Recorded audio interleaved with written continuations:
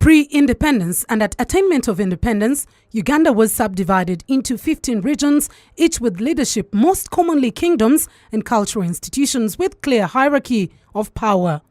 Various families in an area formed a village that elected a leader known as Omutongole, charged with coordinating homes in a village.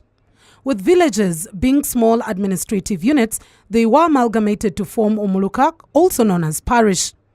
The parish had a council known as Chitawuluzi with prominent members known as Batongole and a parish chief. A parish chief and the council would then pass resolutions that were to be effected in the homes with the help of the Batongole. Parishes were also annexed into gombololas or sub-counties. From the sub-counties, sazas or counties were formed whose amalgamation produced a district. Then, Buganda, when you are Katikiro, you speak on behalf of the whole Buganda because you will have everything filtered from home up to your council, Great Ruchiko. So the decision you take is binding. And it is wrong, as I see some of these NRM people think. You go to Kabaka and make an agreement for Buganda. It is illegal. Dan Mulika, a former Katikiro of Buganda, says even the criteria of direct elections introduced towards independence had been earlier practiced. When the Bazungu came with the direct elections, that's why Buganda was the first to use that system. Because instead of looking for prominent Saza chiefs and you invite them, they allowed the people in each Saza county to elect 3 representatives to go to the Mengo Ruchiko. The country was, despite having the kingdoms and other things, the country was together. It was manageable. As of late, the country has been split into super mini parts. That coordination of those parts is really a nightmare. But just how did we pick up the segmentation process? It was misguided popularity.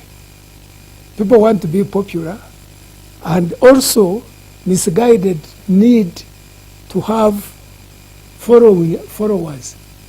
Because despite the criticism people have on parties, the parties which were there looked at the population as a whole, you attract.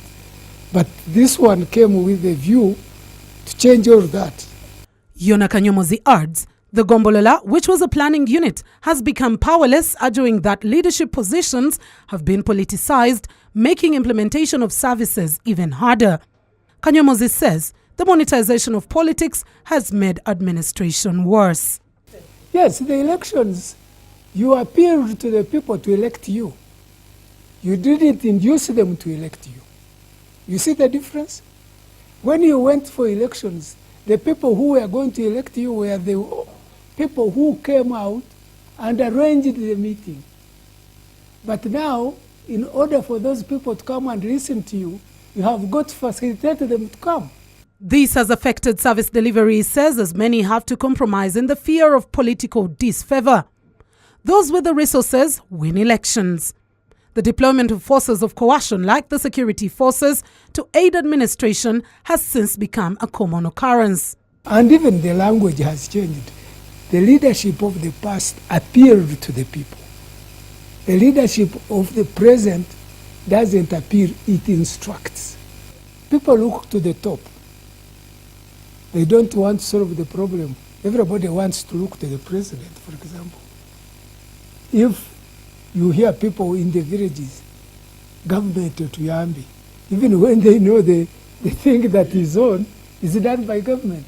And as Uganda celebrates our independence, the question remains of whether society gets well-deserving leaders through the frequent elections, or is it a mere exercise in futility? Mildred Tuhaise, NBS, Live at 9.